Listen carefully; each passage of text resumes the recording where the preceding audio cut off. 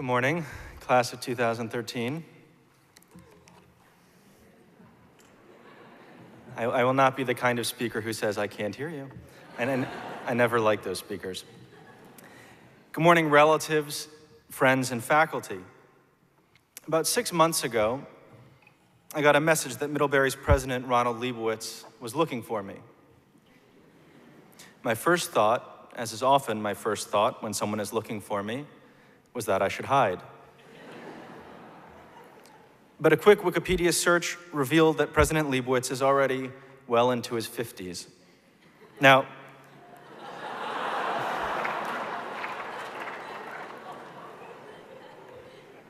I don't mean to imply that one needn't be afraid of someone so ancient, but rather that someone so ancient likely has mortality on his mind.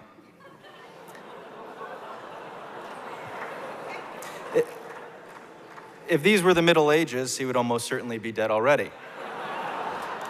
So I inferred that his decrepitude had inspired him to think about his legacy, and that he'd come courting a certain Jewish novelist without any of the necessary credentials to be his hand-picked successor.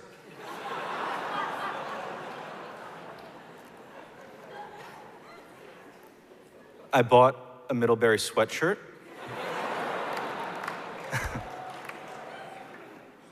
And I started offering tenure posts to my unemployed friends.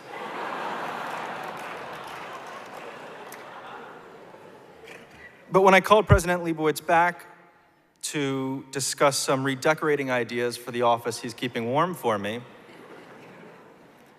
he surprised me by extending the invitation to speak here today. Can you imagine what a disappointment that was?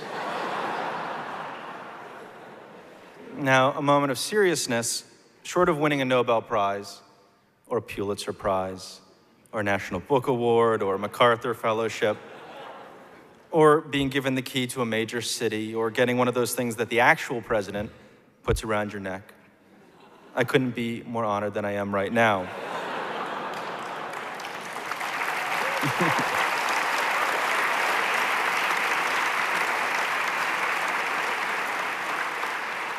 My 7-year-old son, sitting behind me, who I took with me on this trip, can testify to my occasionally annoying enthusiasm. And another moment of seriousness, Ronald Leibowitz should sleep with one eye open. Now, when considering how to use this time, I naturally went back to the speech given at my college graduation. I would say I remember it like it was yesterday, but I don't. Among the many things that I am unable to remember about the speaker that spring morning: name, gender, age, race, physical build, and voice. I've run out of fingers. I cannot remember what he or she spoke about, the subject, or if there even was one, the moral. In fact, it occurs to me a bit too late that I can't rule out the possibility that Ronald Leibowitz was my graduation speaker.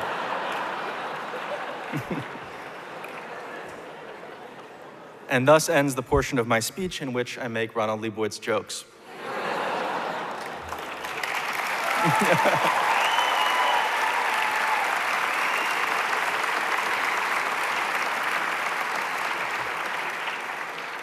Here's a prediction. In 15 years, when you're my age, every one of you will know every word of today's speech. That's actually not a testament to the quality of my remarks, but how technology is changing not only experience itself, but our relationship to experience. You won't remember these words because you won't need to, because everything will be remembered for you. In that way, and there are many other ways of thinking about experience, all that ever happened will be at your fingertips. There are a lot of parents and grandparents here today, and many of them came with cameras, or video cameras, or perhaps even one or two with Google glasses. If your grandparents are wearing Google glasses, you're probably feeling pretty awesome.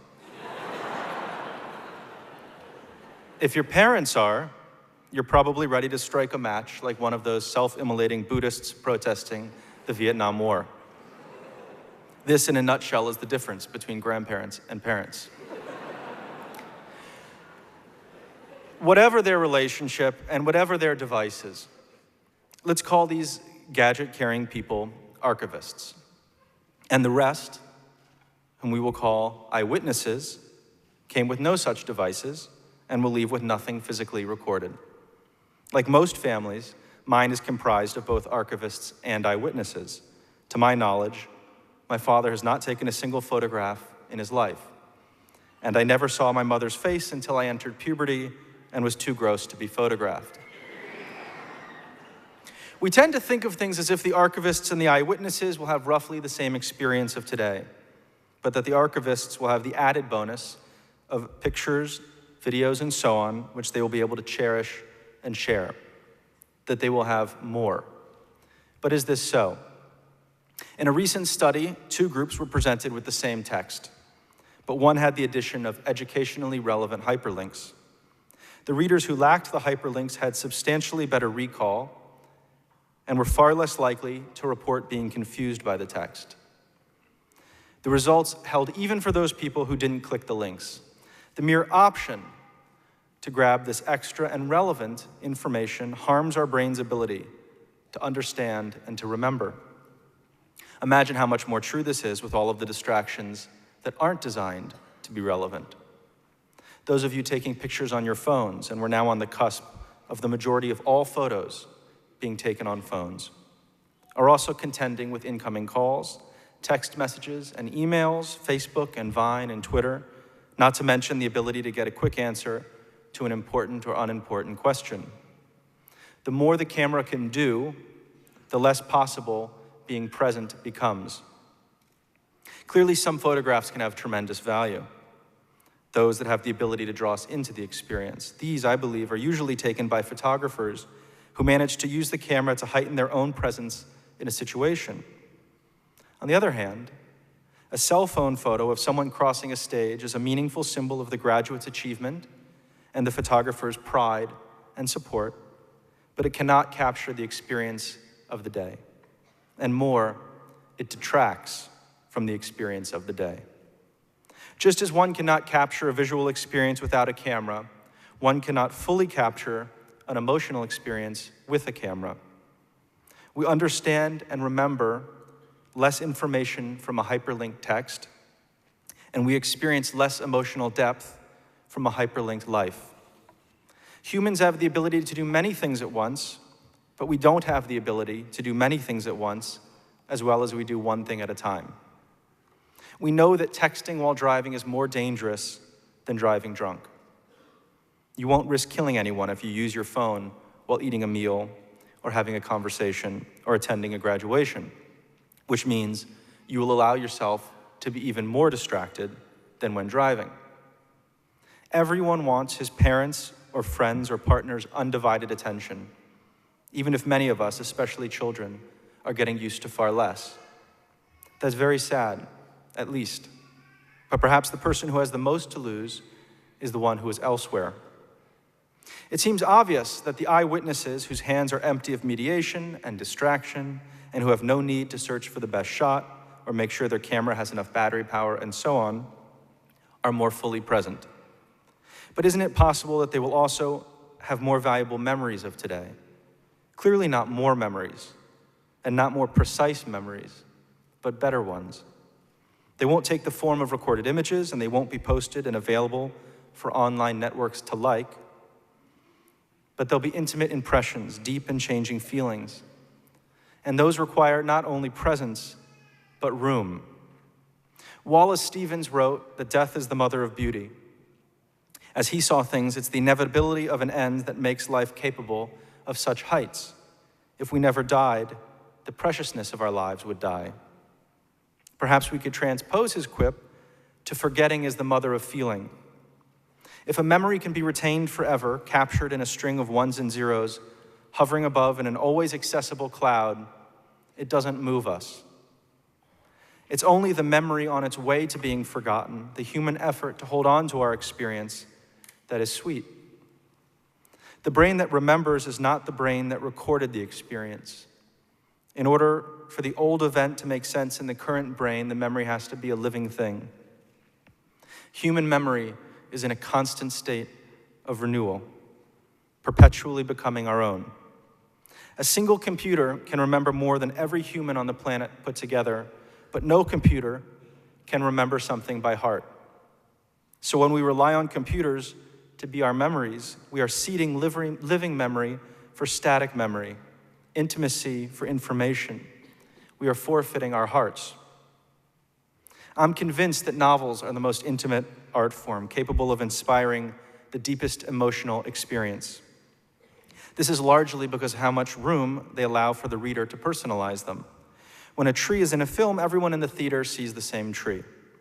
There's room for interpretation, but a severely limited amount. When you read those 4 tiny letters in a book, T-R-E-E, every reader conjures a different image. The weeping willow in front of your childhood home, the elm you pass every day on the way to work, the maple that you fell from after having climbed too high. We might appreciate the brilliant direction of a film, but every book is co-authored. As Kurt Vonnegut once said, a reader is to a book as an orchestra is to sheet music. In many ways, books are the opposite of the kinds of technologies most of us are becoming increasingly dependent on every day. They require solitary concentration, calm, and attentive thought, as opposed to the desktops of our MacBooks, which inspire us to work with multiple screens open, multiple forms of media and communication competing against one another, our brain activity given over to deciding which links to pursue. Books celebrate ambiguity as an opportunity for revelation, as opposed to Google, which sees it as something to be overcome. Books require us to make rich and unlikely mental connections, as opposed to Facebook, which requires us to reduce our infinitely faceted lives into information that conforms to its prescribed template. What are the best uses of our brains? What is the value of a literary mind, of thoughtfulness? Is it possible that a nimble, insatiable, and multitasked mind is an acceptable or even superior substitute? Of course, it's not an either-or. There aren't pure archivists or pure eyewitnesses. No one will spend the entirety of the day angling for the best shots, and everyone wants some physical memories to cherish. It's a question of balancing. How do we use what's great about technology without losing what's great about the absence of technology? Is that a balance that's even possible to achieve? A couple of weeks ago, I had an experience that everyone here has had. I saw a stranger crying in public. I was in Fort Greene, Brooklyn, waiting for an old friend to meet me for breakfast. I arrived at the restaurant a few minutes early and was sitting on the bench outside, scrolling through my contact list. A girl, maybe 15 years old, was sitting on the bench opposite me, crying into her phone. I heard her say, I know, over and over. What did she know? Had she done something wrong? Was she being comforted? Was the person on the other end angry or forgiving or sympathetic or loving? And then she said, Mama, I know. And the tears came harder. What was her mother telling her? Never to stay out all night again? That everybody fails? And where was her mother calling from? Mama, I know, she said, cried more and harder, and hung up, placing her phone on her lap. I was faced with a choice. I could make her life my business, or I could respect the boundaries between us. Intervening might make her feel worse or simply be inappropriate, but then it might ease her pain or be helpful in some straightforward logistical way. A 15-year-old crying in public is not the same as a 40-year-old. An affluent neighborhood at the beginning of the day is not the same as a dangerous one as night is falling, and I was me and not someone else. There was a lot of human computing to be done. I chose to approach. Instead of asking if something was wrong, I commented on what a nice day it was. It's cold, she said. That's true, I said. I don't know why I said it was nice. She laughed. I said, look, I don't want to bother you, and if you tell me to mind my own business, I will, but if there's anything I can do. She said, I'm embarrassed. I said, you needn't be. And she said, well, I'm not the kind of person who cries in public. And I said, nobody is. She picked up her phone, then put it back on her lap. I'm going to meet my birth mom today, she said. And you were just talking to your mother about it? I asked. No, she said. I wasn't talking to anybody. I was just practicing.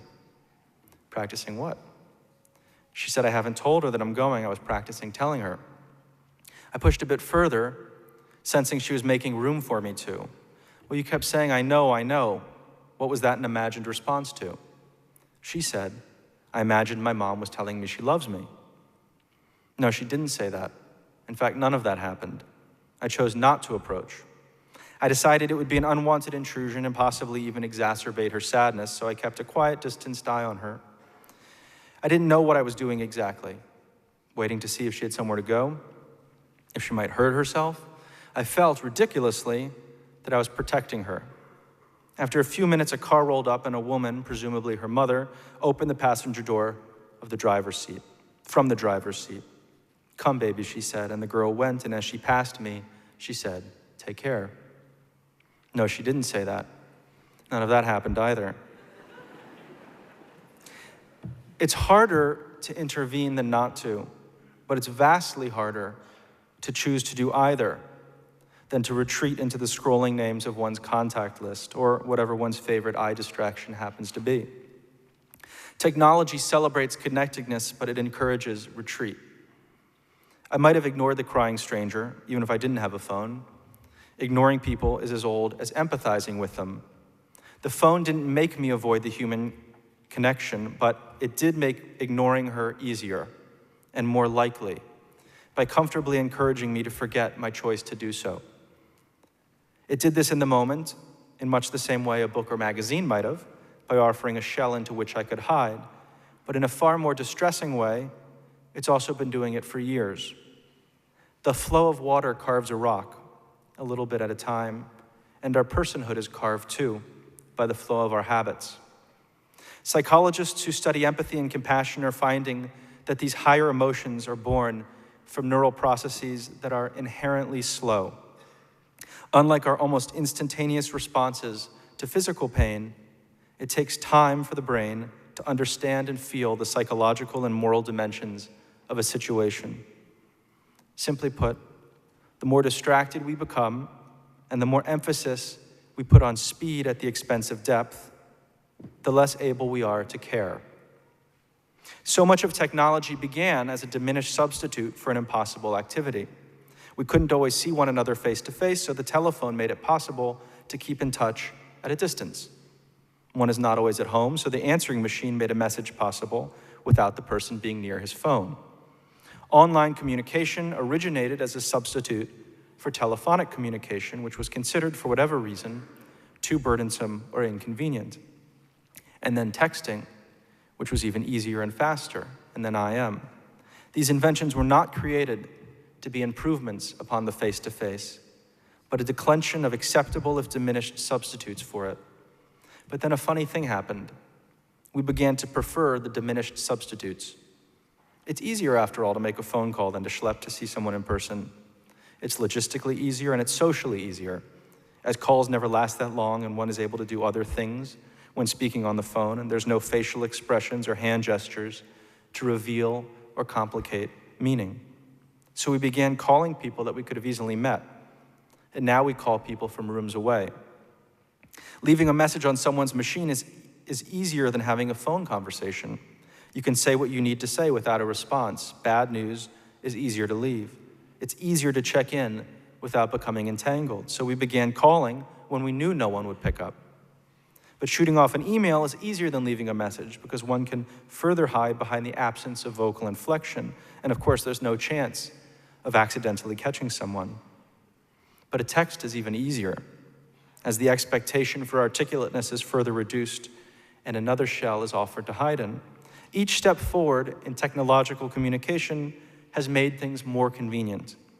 But each step has also made it easier, just a little bit easier, to avoid the emotional work of being present, to write LOL rather than to actually laugh out loud, to send a crying emoji rather than actually cry, to convey information rather than humanity.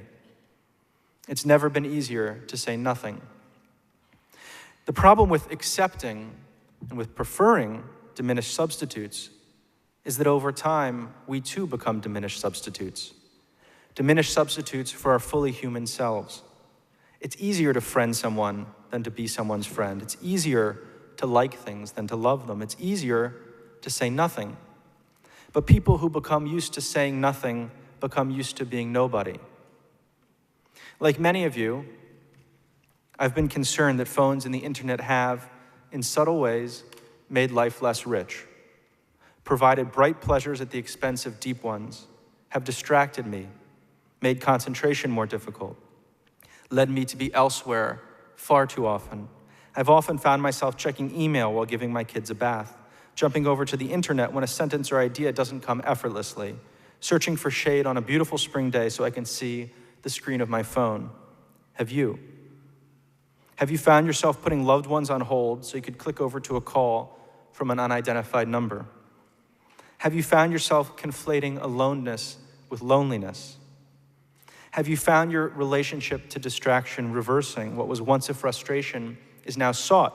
You want to click over to the other call. You want to have an email to have to respond to. You crave the ping of an incoming, inconsequential message. Isn't it possible that technology and the forms in which it's entered our everyday lives in recent years has diminished us? And isn't it obvious that it's getting worse? Almost all new technology causes alarm in its early days, and humans generally adapt to it, so perhaps no resistance is necessary. But if it were, where would it come from, and what would it look like?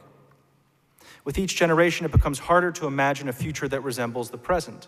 The grandparents here, both the archivists and the eyewitnesses, hoped that you would have better lives than they did. Perhaps their wildest dreams were that you would graduate from a college like this one.